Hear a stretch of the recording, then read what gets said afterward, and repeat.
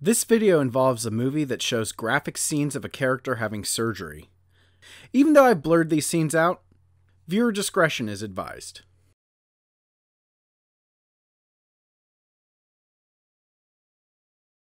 Hello and welcome! The movie I'll be talking about today is probably one of the stranger films that I'll be mentioning on this series. This is the 1973 drama Ash Wednesday, starring Elizabeth Taylor as Barbara Sawyer, a woman staying at a posh Italian resort waiting for her estranged husband to arrive so that they can discuss their marriage. Oh, and she also has head-to-toe plastic surgery shown in graphic detail. Yeah. So, when I made this video back in 2016, I don't think I really got to the core of why I think this movie failed.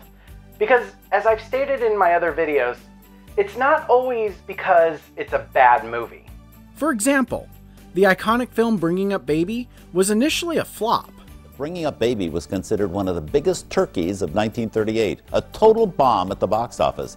But just as surprising is the reason. Katharine Hepburn, who stars in the film, was, at the time, considered box office poison. No one in those days was going to see Katharine Hepburn films. You couldn't give her away to audiences. I spent the majority of my Ash Wednesday video defending the actual movie, when, in hindsight, I should have focused more on the elements surrounding the movie, because that, in my opinion, is where things go south for this underrated gem. So, without further ado, let's revisit the 1973 drama, Ash Wednesday.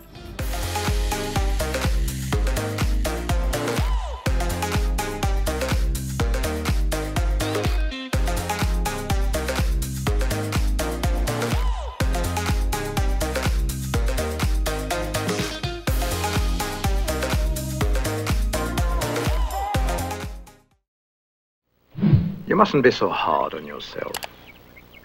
Others have changed their mind at the last minute also. You know, it's rather fortunate you didn't tell your husband about your plans. He'll never know you even contemplated doing it. Everything will be just as it was before. No.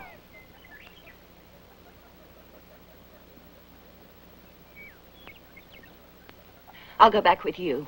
Ash Wednesday tells the story of Barbara Sawyer, an older, wealthy American housewife who goes to Europe to secretly have head-to-toe plastic surgery as a last-ditched effort to save her 30-year marriage. The surgery is shown in graphic detail. Some reports on this film claim it's actual surgical procedures being filmed, while others say it's just chicken fat. Frankly, I don't have the stomach to check these scenes out frame by frame, but if you're interested, feel free to check it out for yourself. After she is all recovered, Barbara checks into an Italian resort awaiting her husband's arrival so they can discuss their marriage. But he keeps putting his arrival off. Throughout the film, Barbara befriends a famous photographer who's trying to get her out of her shell. She also has a reunion with her daughter, where it's revealed that Barbara's husband is having an affair with a woman that's younger than their daughter. Ultimately, Barbara herself begins a romance with a young playboy, which is 70s lingo for boy. Eventually her husband does show up and she tries to be the perfect wife, but in the end, even with her new looks, her husband wants a divorce. The film ends at the train station with her husband heading back to America and Barbara heading back to the resort. Devastated. Future unknown. Oh, thank you, darling. I'd rather do it my own way if you don't mind.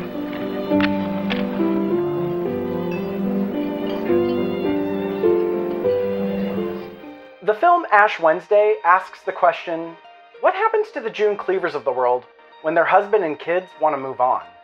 Before the second wave feminism movement that was happening in the 60s and 70s, society mainly defined a woman as a wife and mother. At the beginning of the film, Barbara was losing both and has no self-identity. She spends a great deal of the film trying to be with her husband and her daughter, the only two things that define her. Her daughter knows this, which is why she flies out to be with her, but when she arrives, she sees that her mom is gaining a life of her own, even if her mom does not yet realize it. Look, Mother, I'm not going to go with you to Cortina. Everything's going so well for you there, and you've made so many new friends. I'd only be in the way. You're my daughter. I love you. I want to be with you. And I love you too. That's exactly why I shouldn't be there. Elizabeth Taylor was nominated for a Golden Globe for this movie, which is interesting because pretty much everything said about this film has been negative. Roger Ebert referred to it as a soapy melodrama. Duncan Fallowell said Ash Wednesday is a woman's film of a particularly bogus kind. In the book Bad Movies We Love, after stating that Ash Wednesday is a bad movie they do not love, authors Edward Margulies and Stephen Rabello refer to it as a vat of whipped cream. And my personal favorite, Vincent Canby said, "This is not a male chauvinist's conception of a woman, but her hairdresser's, full of envy, awe, and superficial compassion." Wow. You want a younger woman. That's it, isn't it? Look, Mark. Look at this face. Isn't it almost the face you married? You know, when it comes to Elizabeth Taylor's career, I find how she ended up here pretty much as interesting as I find the film itself. Oh, Mother! We'll win for you, Mother. Elizabeth Taylor started out as a child actress who successfully transitioned into one of the biggest movie stars in Hollywood history. Although Elizabeth Taylor was a great actress, I think it's also safe to say her iconic beauty was also an important factor in her career. What's interesting though is, when Elizabeth Taylor was younger, she would be praised for glamming down. In the 1956 film Giant, Elizabeth Taylor wore makeup to make her appear much older.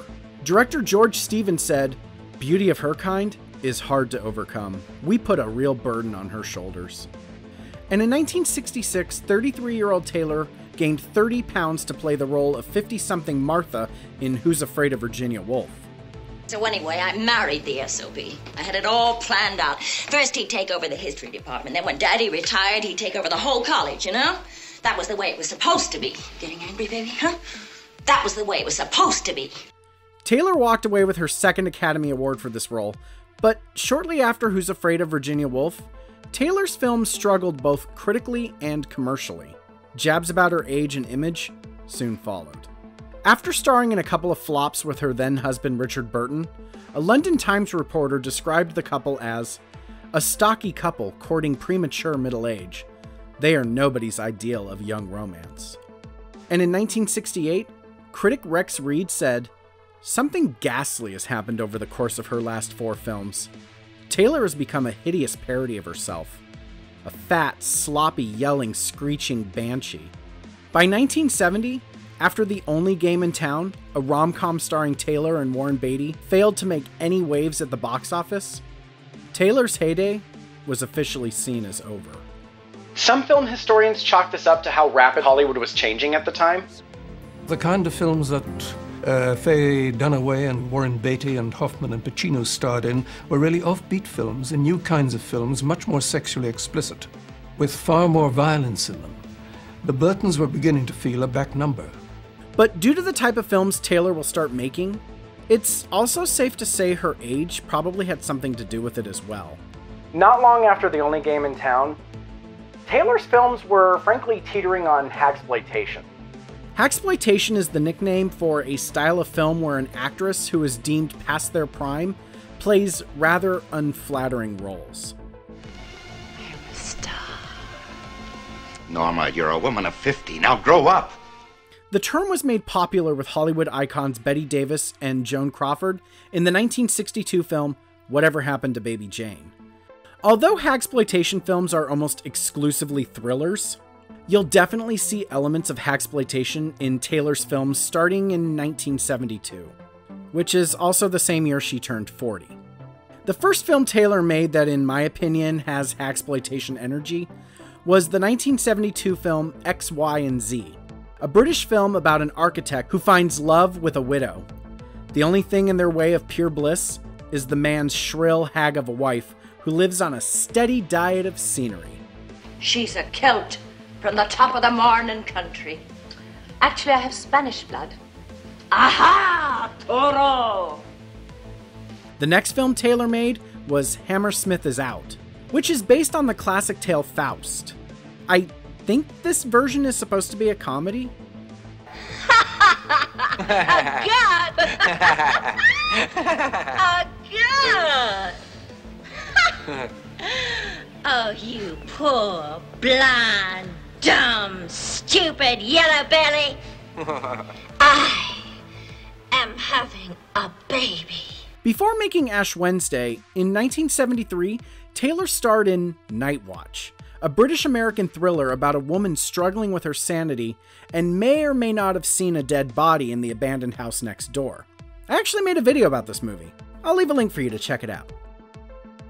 And in 1974, Taylor starred in the Italian film The Driver's Seat. Sometimes released under the title Psychotic, Taylor once again plays a mentally disturbed woman who spends the majority of the film traipsing around Rome looking for a specific man and having random encounters with various people throughout the city.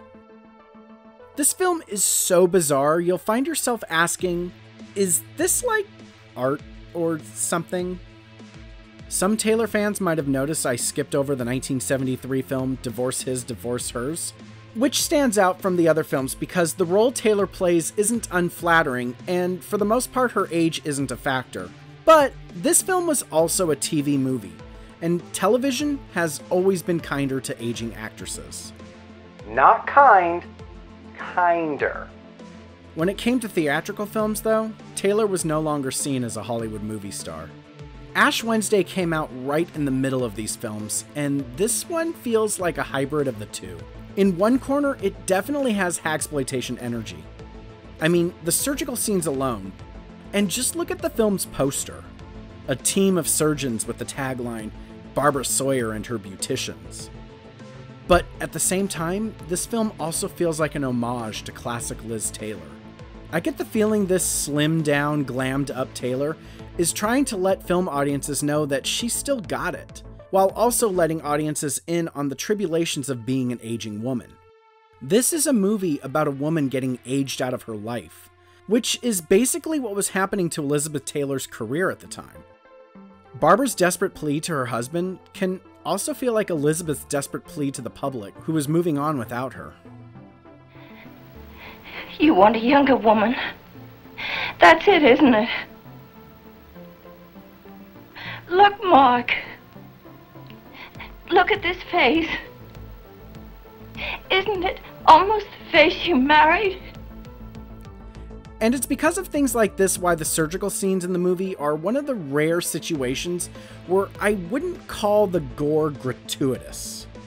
As someone who has had plastic surgery before, I can say that no matter how you want to spin it, surgery is having your body mutilated and then sewn back up.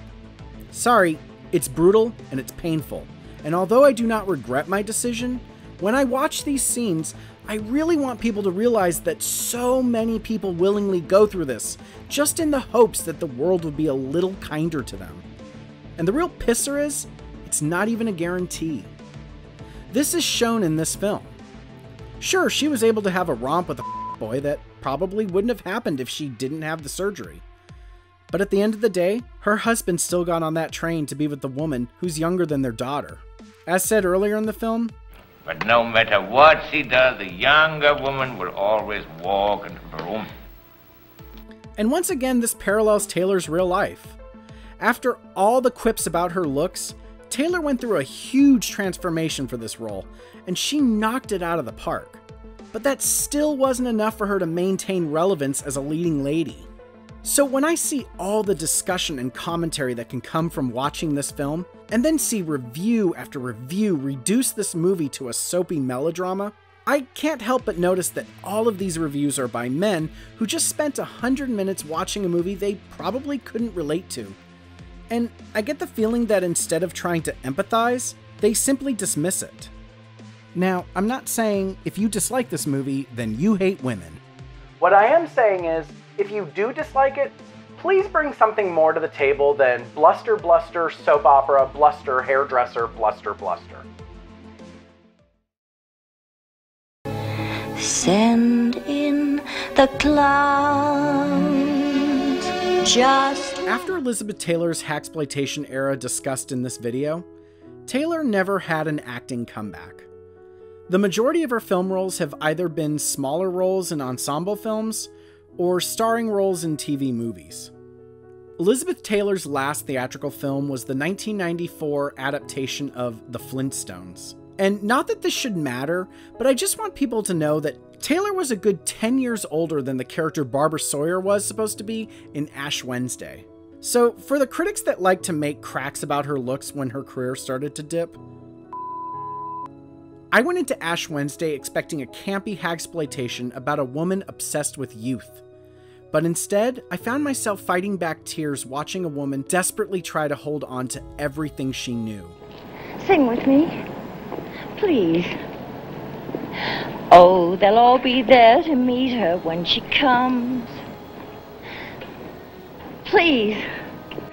If you can't tell, I love this era of Taylor's film career. And I like to think that Taylor has a soft spot for this film as well. In 2002, Elizabeth Taylor released a coffee table book titled Elizabeth Taylor, My Love Affair with Jewelry. And the cover is a promotional still from Ash Wednesday.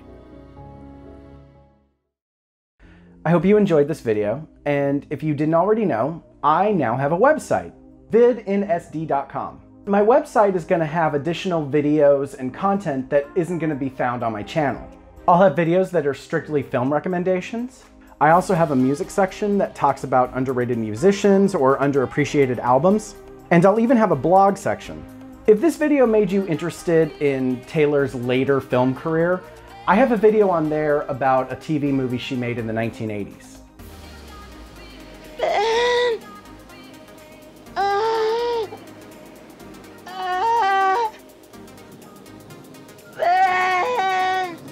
You know you want to check that out. And yes, I will continue to be uploading videos on YouTube, so be sure to like, subscribe, hit that bell, and as always, until next time.